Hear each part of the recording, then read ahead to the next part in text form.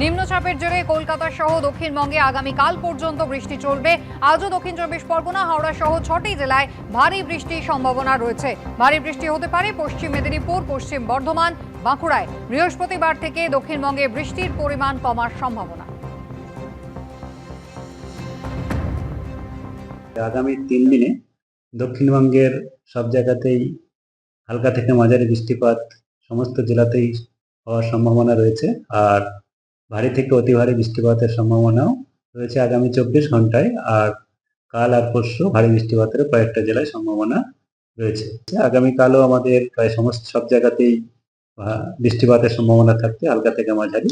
ভারী বৃষ্টিপাতের সম্ভাবনা বেশি রয়েছে আগামীকাল দক্ষিণ চব্বিশ পরগনা, হাওড়া, হুগলি আর পশ্চিম মেদিনীপুর, বাঁকুড়া, পশ্চিম বর্ধমান এইসব জেলার মধ্যে। তারপরের দিনও দক্ষিণবঙ্গে আমাদের সব জায়গাতেই হালকা থেকে মাঝারি বৃষ্টিপাত। বীরভূম, মুর্শিদাবাদ, নদিয়া জেলাতে এক জায়গায় ভারী বৃষ্টিপাত হতে পারে।